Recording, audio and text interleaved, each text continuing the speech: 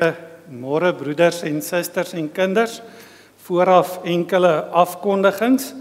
Ons gaan vanoggend ons afkondigings almal voor die tyd hanteer en ek wil vra dat asseblief vanoggend dat u mooi sal luister, nie noodwendig na my nie, maar na die klank.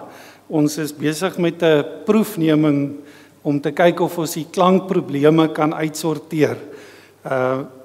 Want ons sukkel die afgelope jaar of wat met die klank. So ons vra dan ook as u vanoggend dink die klank is beter of slegter, dat u dit ook dan so sal kommunikeer aan ons by die kerkraad hier agter.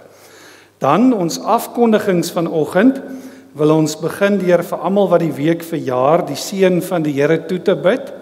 In besonder dan vir oom Van Coetzee, hy word 91, dan die Martie, die Degenaar, sy word ook 91, hulle albei verjaar Woensdag, en dan tannie Babs Constant, Dalebout, sy word 94 jaar oud hierdie week, dis Donderdag, en dan eerskomende Saterdag verjaar tannie Hannetjie Nieuwoud en sy word 81 jaar oud. Ons wil vir hulle en vir almal wat hierdie week verjaar, die seën van die Here toebid op 'n nuwe lewensjaar. Dan attestaat aangevra na die Gereformeerde Kerk Toosiesdal. Dit is broer Stefanus, Fanie Stols en eggenote Suster Hendrina Daulina Stols. Tannie Hendrina en oom Fanie het die afgelope week verhuis na die Moot toe. Hulle huis het baie vinnig verkoop en hulle is na die ver genoeg ouete huis toe. So ons dink ook aan hulle in ons gebede met die onsekere tyd wat hulle in is. Dan ons erediens vanoggend.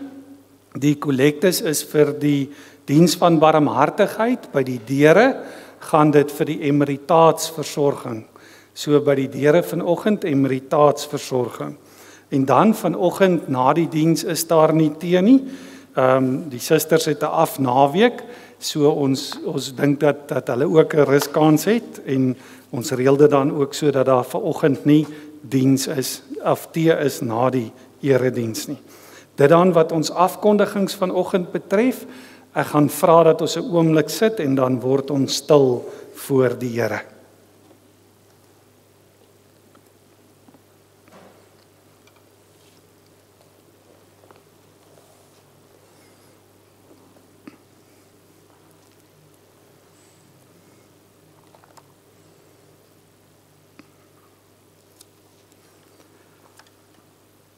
Ons hulp is in die naam van die Here, hy wat die hemel en die aarde geskape het en wat getrou bly tot in ewigheid. Geliefde gemeente, genade, barmhartigheid en vrede word u ryklik geskenk van God ons Vader in ons Here Jesus Christus deur die kragtige werking van die Heilige Gees. Amen. Kom ons staan en ons loof die Here deur saam te sing Psalm 149, sing tot Gods eer met lof en dank, 'n nuwe lied met nuwe klank, o al sy gunstelinge. Laat Israel voor sy Maker juig, laat Sion voor sy koning buig, die Heer van alle dinge. Psalm 149, ons staan vir die sing daarvan, waarna ons bly staan, sodat ons geloof saam kan bely.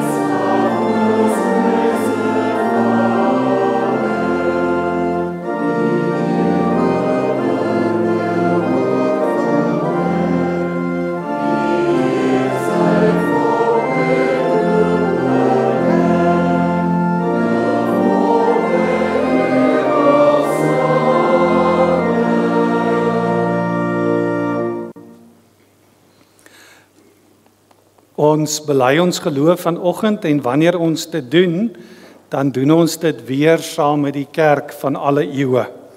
Ons doen dit in die woorde van die geloofsbelijdenis van Nicea. Ons glo in een God, die almagtige Vader, die skepper van hemel en aarde, van alle sigbare en onsigbare dinge, en in een Here Jesus Christus, die eniggebore Seun van God, voor al die eeue uit die Vader gebore. Hy is God uit God, lig uit lig, ware God uit ware God, gebore, nie gemaak nie, een in wese met die Vader, deur wie alles tot stand gekom het. Hy het ter wille van ons mense en ons saligheid uit die hemel neergedaal en het deur die Heilige Gees uit die Maagd Maria vlees geword, uit mens geword. Onder Pontius Pilatus is hy vir ons gekruisig. Hy het gelei en is begrawe. Op die 3de dag het hy volgens die skrifte opgestaan en hy het na die hemel opgevaar. Hy sit aan die regterhand van die Vader en hy sal met heerlikheid terugkom om die lewendes en die dooies te oordeel. Aan sy koningskap sal daar geen einde wees nie. Hy gaan van die Vader en die Seun uit en hy word saam met die Vader en die Seun aanbid en verheerlik. Hy het deur die profete gespreek. Ons glo aan een heilige algemene en apostoliese kerk. Ons bely een doop tot vergifnis van die sondes. Ons verwag die opstanding van die dooies en die lewe van die toekomstige bedeling. Amen.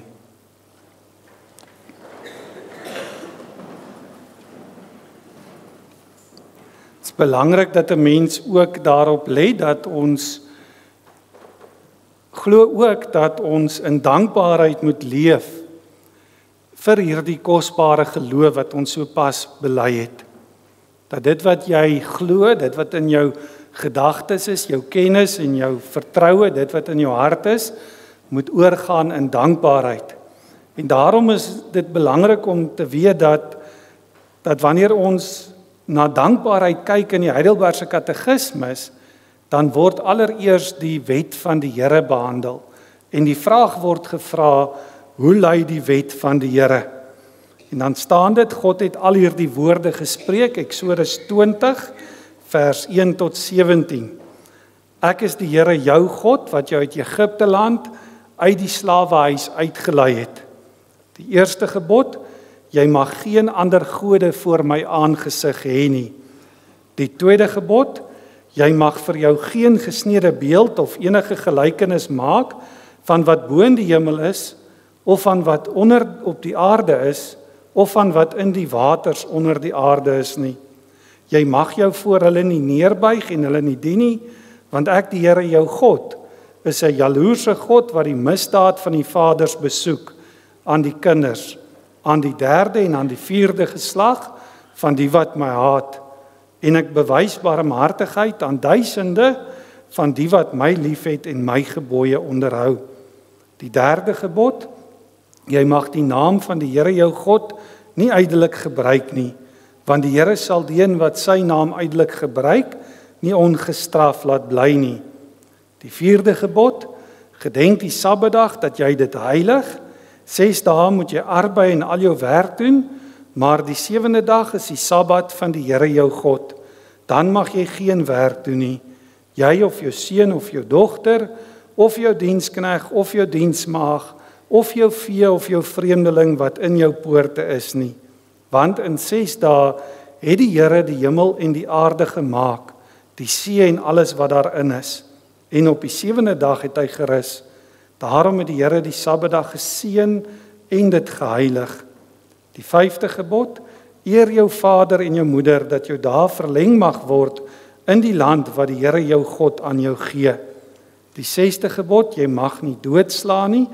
Die 7de gebod, jy mag nie egbreek nie. Die 8ste gebod, jy mag nie steel nie. Die 9de gebod, jy mag geen valse getuienis teen jou naaste spreek nie. Die 10de gebod, jy mag nie jou naaste se huis begeer nie.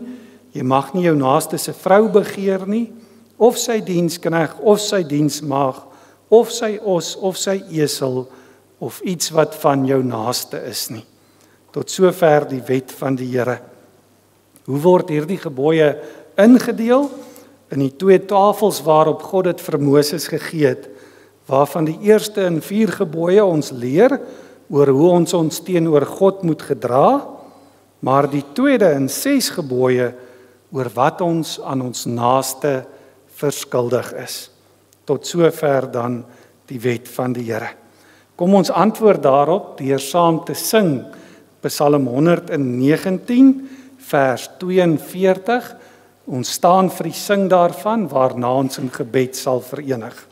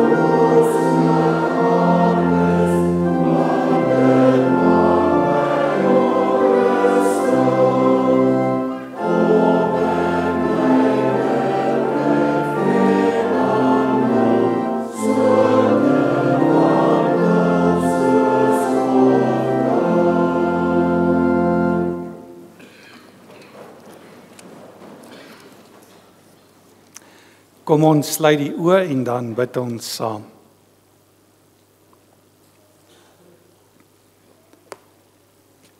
O Here, ons Here, hoe wonderbaar is U naam oor die ganse aarde.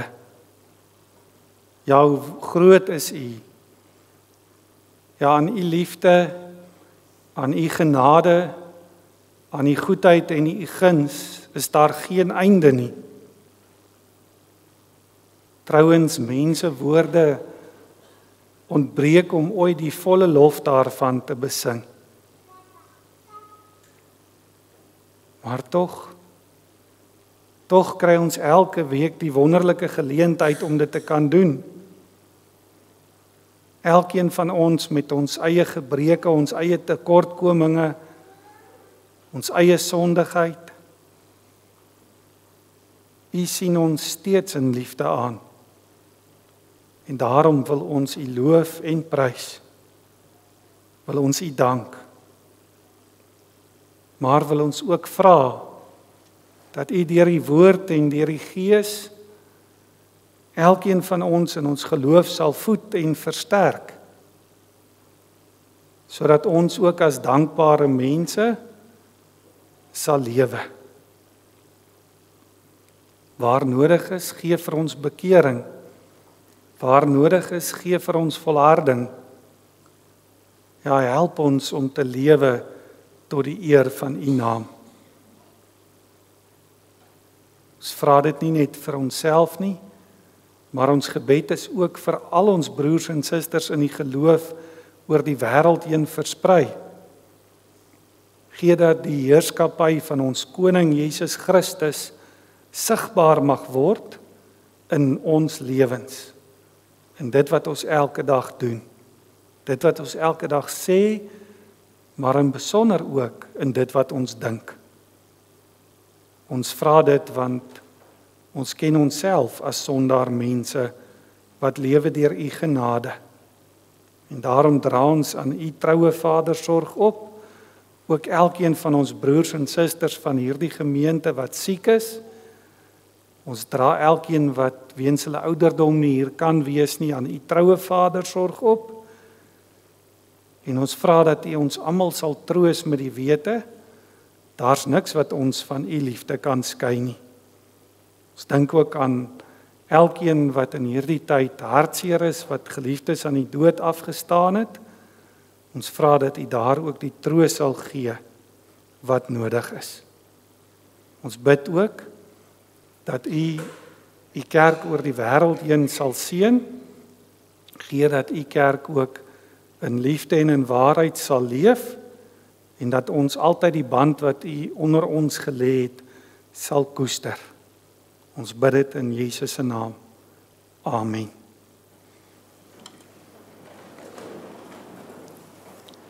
Vanoggend, broeders en susters, Jesaja hoofstuk 44 en 45. Ons gaan lees vanaf 44 vers 24, waar daar staan: so sê die Here jou verlosser, wat jou in die moederskoot gevorm het. En dan ook die laaste vers, waar daar ook staan: maar al die nakomelinge van Israel sal gered word, omdat hulle aan die Here behoort en hulle sal in hom roem. Dit dan ons begin en einde waarmee ons begin. Kom ons luister saam vanaf vers 24. So sê die Here jou verlosser, wat jou in die moederskoot gevorm het. Ek is die Here, ek het alles geskep. Ek alleen het die hemel oopgespan. Ek het die aarde gevorm. Daar was niemand by my nie. Ek stel die toekomsvoorspellers aan die kaak. Ek maak die waarsêers belaglik. Ek weerlê die geleerde mense. Ek ontmasker hulle kennis as dwaasheid. Ek bevestig die woorde van my dienaar. Ek bring wat my boodskappers aangekondig het tot vervulling. Ek sê van Jerusalem, hy moet weer bewoon word. Van die stede van Juda, hulle moet weer opgebou word. En ek self bou Jerusalem se ruïnes weer op. Ek sê vir die diepwaters van Babel, droog op. Ek sal jou riviere laat opdroog. Ek sê vir Kores, ek het jou as herder aangestel. Jy moet my wil uitvoer. Jy moet van Jerusalem sê, hy moet weer opgebou word en die tempel moet herstel word. So sê die Here aan sy gesalfde aan Kores, vir wie hy as heerser aangestel het, aan wie hy nasies onderwerp en voor wie hy konings hulle wapens laat neerlê, voor wie hy deure oopmaak en poorte nie gesluit laat bly nie. Ek self sal voor jou uitgaan en hoogtes gelyk maak. Ek sal jou bronspoorte oopbreek, ek sal sluitbalke van yster stikkend kap. Ek sal vir jou die skatte gee wat in die donker geberre word, die rykdomme wat weggesluit is, sodat jy kan weet dat ek die Here is, dat ek jou op jou naam geroep het. Ek, die God van Israel. Terwille van my dienaar Jakob, van Israel wat ek uitverkies het, het ek jou op jou naam geroep. Gee ek jou 'n eretitel, hoewel jy my nie ken nie. Ek is die Here, daar's geen ander nie. Buiten my is daar geen God nie.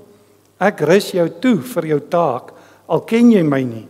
Ek doen dit sodat elkeen van die ooste af tot in die weste kan weet dat daar buiten my geen God is nie. Ek is die Here, daar's geen ander nie. Ek maak die lig en skep die donker.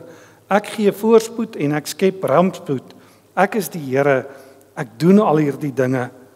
Laat die reën uitsak, hemel, laat redding reën, wolke, breek oop aarde, laat voorspoed ontkiem, laat trou uitspruit.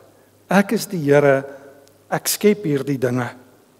Elende wag vir hom wat van die een verwyd wat hom gevorm het. 'n Potskerf wat tussen potskerwe van klei is. Durf die klei vir die een wat dit vorm sê, wat maak jy? Durf wat jy gemaak het van jou sê, hy kan nie sy hande gebruik nie. Elende wag vir hom wat vir sy pa sê, waarom verwek jy 'n kind? En vir sy ma, waarom bring jy 'n kind in die wêreld? So sê die Here, die Heilige van Israel, die Skepper van Israel. Durf julle aan my rekenskap vra oor wat gaan gebeur? Durf julle van my voorskryf oor my kinders en oor die werk van my hande? Ek het die aarde gemaak, die mensdom wat daarop is, het ek geskep. Ek het my hande die hemel laat oopspan en ek het aan al die hemelliggame hulle opdragte gegee. Ek het vir Kores te voorskyn laat tree om reg te laat geskied. Ek verwyder elke hindernis op sy pad. Hy sal my stad weer opbou en my ballinge terugstuur sonder dat hy betaling of 'n geskenk daarvoor ontvang, sê die Here die Almagtige. So sê die Here, die opbrengs van Egipte en die winste van Kus sal na jou toe oorgaan en sal joune wees. Ook die mense van Seba, die groot mense, hulle sal agter jou loop en jou volg in kettinge. Hulle sal diep voor jou buig en teenoor jou bely, waarlik God is by jou. En daar is geen ander nie. Daar's nie nog 'n God nie. U is die God wat u verborge hou, die God van Israel, die redder. Die wat afgode maak, staan almal verleë, teleurgesteld in hulle verwagting. Hulle kom bedroog daarvan af. Maar Israel word deur die Here gered met 'n blywende redding. Hulle sal nie verleë staan nie en nooit teleurgestel word nie. So sê die Here, hy wat die hemel geskep het, hy wat alleen God is. Hy wat die aarde gevorm gemaak het, dit gereed gemaak het, geskep het, dit gevorm het, nie om leeg te wees nie, maar om bewoon te word. Ek is die Here, daar's geen ander nie. Ek het nie in die geheim gepraat iewers in 'n donker land nie. Ek het nie aan die nakommelinge van Jakob gesê om my in 'n onbewoonbare land te dien nie. Wat ek die Here sê, bring redding, my woorde gee lewe. Kom almal bymekaar, kom nader vir die beslissing, vlugtelinge uit die nasies, die wat afgodsbeelde dra, wat van hout gemaak is en tot 'n God bid wat nie kan red nie, het geen insig nie. Stel julle saak en bring julle bewyse, beraadslaag gerus met mekaar daaroor. Wie het wat nou gebeur lankal aangekondig? Wie het al van tevore gesê dit sal gebeur? Is dit nie ek, die Here nie? Daar's buiten my geen God nie. Net ek is 'n God wat regverdig is en red. Kom na my toe, dat julle gered kan word, almal op die aarde, want ek is God, daar's geen ander nie. Ek lê eed af in my eie naam. Wat ek sê is betroubaar, dit is 'n woord wat nie onvervuld sal bly nie. Voor my sal elke knie buig en in my naam sal elke tong 'n eed aflê. Hulle sal sê, net van die Here kom daar redding en krag. Almal wat teen hom te kere gegaan het, sal beskaam daarvan afkom, wanneer hulle voor hom moet verskyn. Maar al die nakommelinge van Israel sal gered word, omdat hulle aan die Here behoort en hulle sal in hom roem. Dit dan ons teksgedeelte vir vanoggend. In aansluiting daarby sing ons nou saam Psalm 135. Ons sing saam vers 1, 2 en 3.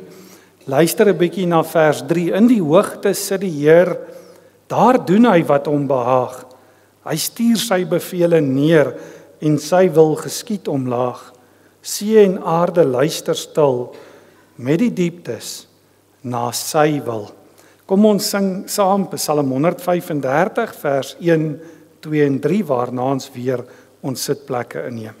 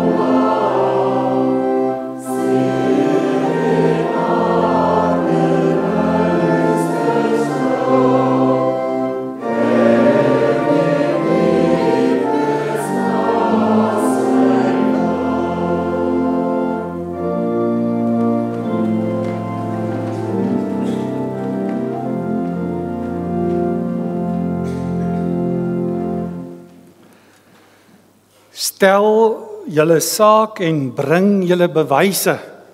Beraadslag gerus met mekaar daaroor. Vers 21. In die lig daarvan ook vanoggend ons tema vir die preek, as God in die beskuldigde bank staan. As God in die beskuldigde bank staan. Nou dit klink eintlik vreemd as 'n mens dit die eerste keer hoor dat God in 'n beskuldigde bank moet staan. Hoe kan God in 'n beskuldigde bank staan? Waarvan kan God aangekla word? Maar juis, broers en susters, is dit wat baie mense met God wil doen. Hulle wil God graag voor 'n regterstoel daag, om te kyk of dit wat God doen, reg is en regverdig is. Selfs ons as gelowiges trap baie maklik in hierdie struik om God se optrede te wil bevraagteken of om God se optrede te beoordeel, asof God aan een of ander menslike wet of menslike vereiste moet voldoen om God te wees. Mens kan maar 'n paar voorbeelde dalk noem wat vandag algemeen is, waar God in die beskuldigde bank geplaas word. Ons is nou in die aanddienste hierdie jaar besig met die Dordtse leerreëls en die uitverkiesing waarna ons kyk. God se ewige besluit om mense in die tyd die gawe van die geloof te gee en vir ander mense nie. Baie mense het 'n probleem daarmee dat ons dit glo. Hulle sê maklik, maar God is mos 'n God van liefde, dan moet almal mos geloof kry, dan moet almal mos gered word. Waarom red hy nie alle mense nie? Die konklusie wat hulle maklik na toe kom is God is onregverdig, omdat daar mense is wat ons sê vandag verlore sal gaan. Dan almal se gunsteling is seker maar ook bekend aan ons, want ons self vra maklik die vraag, wat dan van die boesmans wat nooit van Jesus gehoor het nie? Wat van die ou wat in die bos in die Amazone bly, wat nooit van Jesus kan hoor of die evangelie kan hoor nie? Is God nie verkeerd as hy sê dat sulke mense verlore sal gaan nie? En dan daar naby aan ons eie deur, die slim westerse mense met hulle fatalistiese houding wat vir jou sal sê, maar as daar so iets soos uitverkiesing is, dan kan ek mos doen wat ek wil, want God het klaar besluit wat met my gaan gebeur. Ander voorbeelde wat ons ook kan noem met ander leerstellings wat die Here homself aan ons openbaar, God se voorsienigheid. Miskien is dit nader aan ons eie leer, van ons eie lewe, as slegte dinge met jou of met iemand naby aan jou gebeur. Hoe vinnig is mens nie dan om te vra, hoekom doen die Here dit aan my of aan ons nie? Hoe kan God wat vir ons lief is, so iets toelaat om op ons pad te kom? Of, as daar slegte goed gebeur waarvan jy nie hou nie. Dinge wat jy dink het sou beter gewees het as dit anders uitgewerk het, soos jy gedink het dit moes uitwerk. Jou oordeel beter sou wees as dit plaasgevind het soos jy dit goed gedink het. Hier is dit baie naby in ons eie lewens. Dink 'n bietjie aan finansiële gebeurte in die wêreld. Dink 'n bietjie aan die politieke ontwikkelings in die wêreld op hierdie stadium. Dink 'n bietjie aan kerklike ontwikkelings en kerklike verskywings wat plaasvind. Tot watter mate is God by al daardie goed betrokke?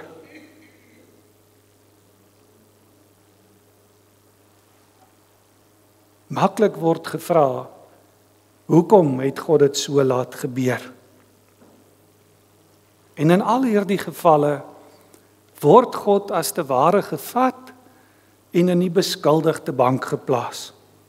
Beskuldig van verskillende goed, van onregverdigheid, van onbillikheid, van swak oordeel en selfs van liefdeloosheid. Asof God rekenskap moet gee oor wat hy doen, oor wat hy dink. Ja, God moet inpas by wat mense dink goed is en wat mense dink reg is en hoe mense dink goeders moet gebeur op die aarde. Maar geliefdes, een ding moet ons onthou. En dis hoekom ons volgende hierdie lang stuk uit die Bybel uit na geluister het.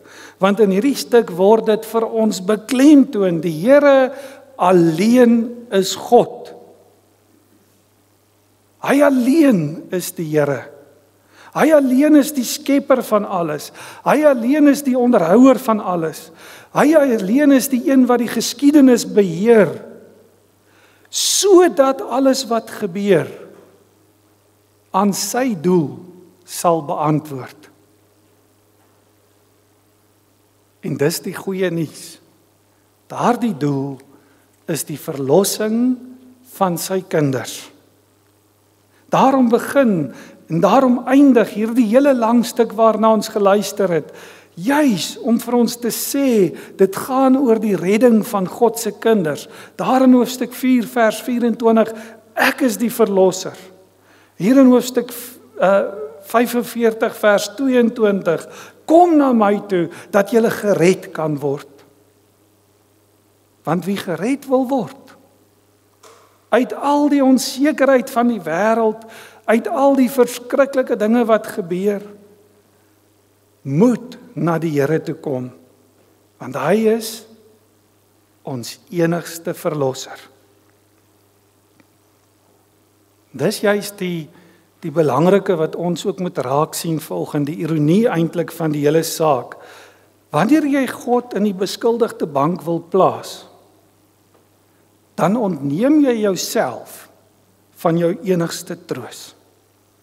Sodra 'n mens God se denke op die vlak van menslike denke wil plaas, dan mis jy die punt en kan jy nie die sin van dinge raak sien wat gebeur nie, omdat God se doel daarmee by jou verbygaan. En onthou wat die doel is. Hy beheer die geskiedenis, sodat alles wat gebeur aan sy doel beantwoord, en daardie doel is die verlossing van sy kinders. Die Dordtse leerreëls praat ook in plaas van God se doel ook van God se ewige besluit, sy ewige besluit om sy kinders te red. Ons katekisasieboeke by die hoërskool praat ook van God se meesterplan om ons te red. Binne in die kerk praat ons ook van God se raad of God se raadsplan. Daardie plan waar volgens God vir ons beloof in die woorde van Paulus dat hy alles ten goeie laat meewerk vir die wat hy liefhet, die wat volgens sy besluit geroep is, sodat alles wat met ons gebeur bydra tot ons saligheid. Selfs al verstaan ons nie altyd hoekom God die dinge op ons pad gebring het nie. So sien ons dit ook in Jesaja 45. Hier hoor ons van 'n man met die naam Kores. God gebruik vir Kores as sy knegt. Nou moet ons onthou, die Jode in daardie tyd vir wie hierdie geskryf was, by wie Jesaja opgetree het, was mense wat in ballingskap weggevoer is. Jerusalem, die hoofstad van die volk, is afgebreek, die tempel is afgebreek, hulle almal is verstrooi oor die aarde, klomp van hulle, ons weet van Daniël en sy vriende, is na Babel toe gevoer deur Nebukadneser.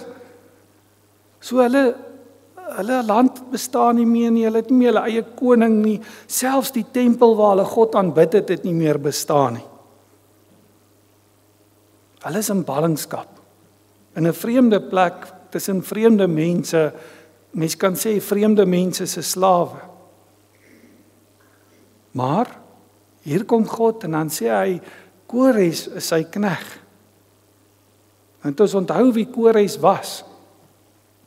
Hy was die koning van die Persiërs. En hy was op daardie stadium die man wat besig was om sy koninkryk te bou. Hy het een na die ander koninkryk verslaan. Ons hoor hier van Kus, ons hoor van Egipte, ons hoor van Seba, ons hoor dat al al die volke, die groot magtige nasies, sê die Here gaan nog voor Kores val. Maar die eerste een wat voor hom gaan val, sal Babel wees. En wie is Babel? Babel is die volk, die stad, wat Jerusalem vernietig het. Is die mense wat die Israeliete of die Jode in ballingskap weggevoer het en die tempel afgebreek het en Jerusalem afgebreek het. Nou kom God en dan noem hy hierdie ander koning wat nog groter is van die Persiërs vir Kores, sy knegt, sy gesalfde. En die ironie is, Kores weet nie eers wie God is nie. Kores het nog nooit van God gehoor nie. Hy het sy eie afgode wat hy aanbid. Die volk verstaan dit nie. Hulle wou so graag hê daar moet 'n Dawid kom, 'n nuwe koning vir hulle wat Jerusalem kan herbou, wat die koninkryk van Dawid en van Israel weer sy belangrike plek in die volkeryk sou gee. Maar nou word Babel deur hulle verdrukkers, deur Kores van Persië oorwin. Hulle bly maar vreemdelinge in 'n vreemde land, lyk dit vir hulle. Hoekom? Want die Jode sien nie God se raadsplan nie. Hulle sien net hulle eie probleme, hulle eie ellende. Hulle besef nie dat God vir Kores gebruik om sy wil tot redding van die Jode uit te voer nie. Want onthou wat God se doel met alles wat hy laat gebeur is die redding van sy volk. God gebruik vir Kores om 400 jaar voor die geboorte van die Messias, Jesus Christus, ons Here, al die tafel gereed te kry vir sy geboorte. Want wat doen Kores? Hy stuur die Jode terug na Jerusalem toe om die stad daar te gaan herbou. En dit is met die een doel voor oë wat God dit laat gebeur. Die koms van sy seun, die koms van ons verlosser Jesus Christus ons Here. Nou dis baie interessant om dit te onthou, broeders en susters. 400 jaar voor Christus se geboorte word daar 'n groep van die Jode teruggestuur na Jerusalem toe. Hulle opdrag is gaan herbou die tempel, gaan herbou die stad. En dan vir 400 jaar is daar nie profete in Israel nie. En dan word Johannes die Doper gebore en hy is die een wat die weg vir die Here berei en dan word die Here self gebore en dan daar in Jerusalem word hy gekruisig.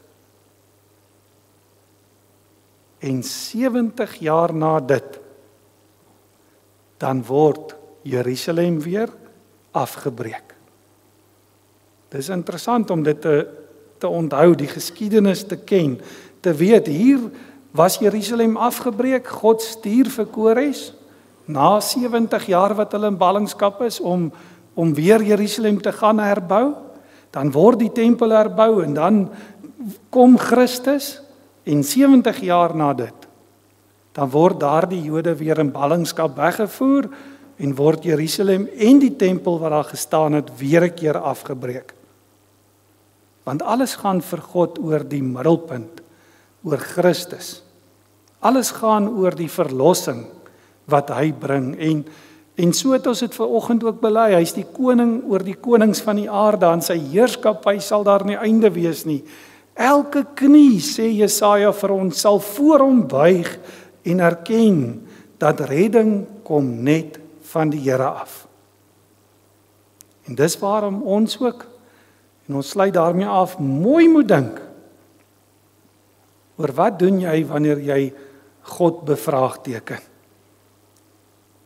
Want dis vir ons net so moeilik soos vir die ballinge van daardie tyd, die Jode, om God se hand in die wêreldgeskiedenis te kan raak sien. Of in ons eie lewens te kan raak sien. Ons kan so maklik soos hulle ook met verontwaardiging reageer op die dinge wat om ons en met ons gebeur en vra, hoe kan God hierdie dinge laat gebeur? Maar geliefdes, miskien moet ons eers die Here se vrae begin beantwoord, voordat ons van hom verwag om ons vrae te antwoord. Hoe mooi sê hy dit, jy wat net 'n potskerf is, tussen die potskerwe van klei. Durf die klei vir die een wat hom vorm sê, wat maak jy? Durf wat jy gemaak het van jou sê, hy kan nie sy hande gebruik nie? Ander voorbeeld wat die Here gebruik, kan 'n kind vir sy pa en ma sê, waarom verwek jy 'n kind?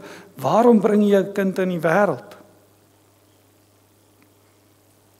So vra hy, durf julle van my rekenskap vra oor wat gebeur?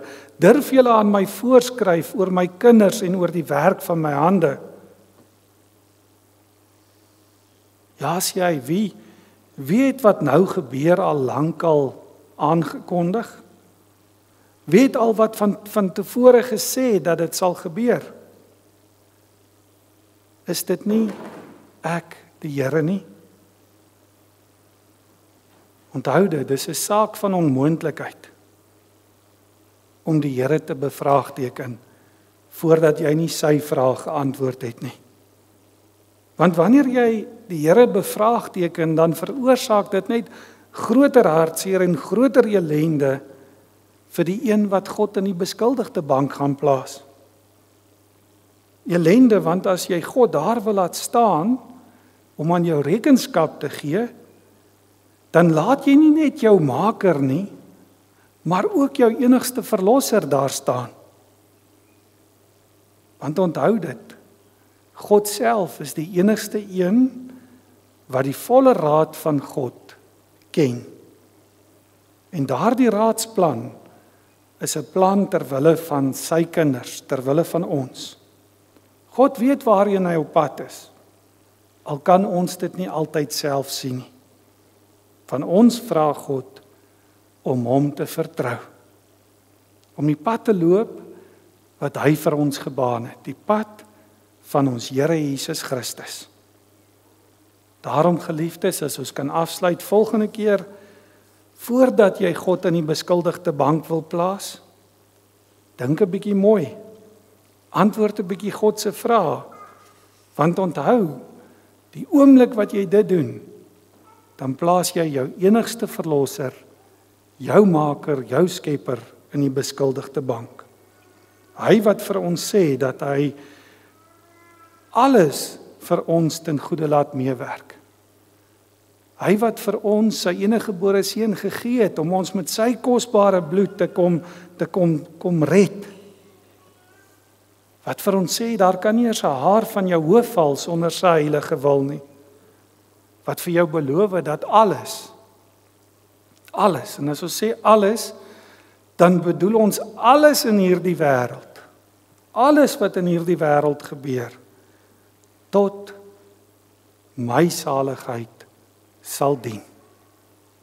Amen. Kom ons sit so en dan raak ons 'n oomblik stil voor die Here.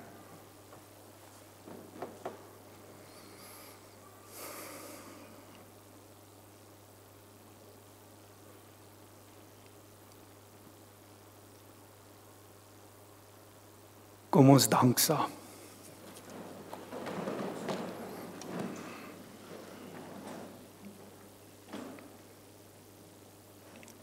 Ons Vader in die hemel, almagtige God. Ons dankie dat ons U nie net kan ken as die Skepper God wat ons gemaak het nie, maar ook as ons redder. Wat ook alles in hierdie wêreld, selfs die konings van hierdie wêreld, die regerders van hierdie wêreld gebruik ter wille van ons. Daarom bid ons dat U ons elkeen ook so sal lei, dat ons na U toe sal kom, dat ons sal bely, buiten U is daar geen God nie. Ja, dat ons knieë voor U sal buig, want ons weet, net van U, Here, kom daar vir ons redding en krag. Almal wat teen U te kere gegaan het en te kere gaan, sal beskaamd daarvan afkom, wanneer hulle voor U moet verskyn. Ons bely dat elkeen van ons sonder U genade verlore is. Amen. Daar is nou geleentheid om ons liefdegawes te gee vir die diens van barmhartigheid.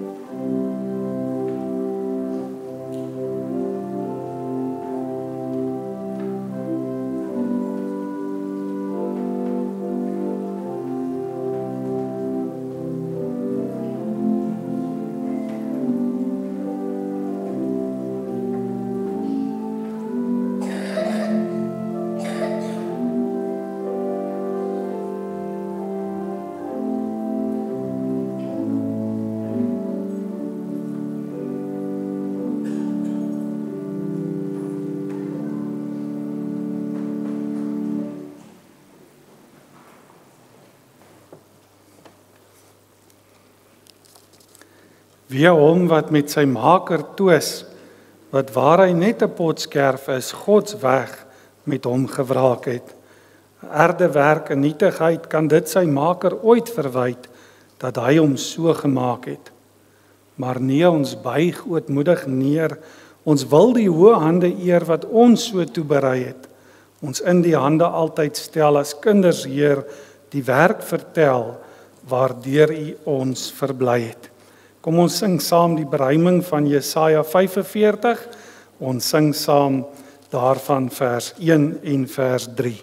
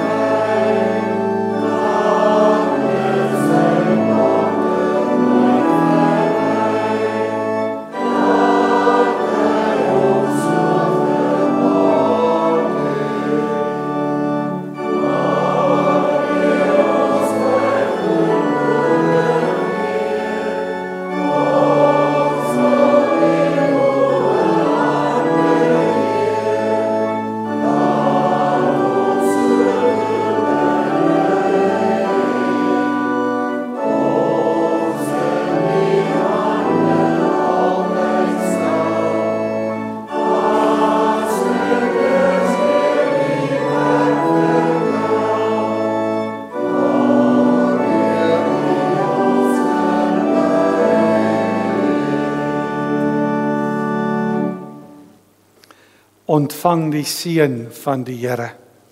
Die Here sal julle seën en julle beskerm. Die Here sal tot julle redding verskyn en julle genadig wees. Die Here sal julle gebede verhoor en aan julle vrede gee. Amen.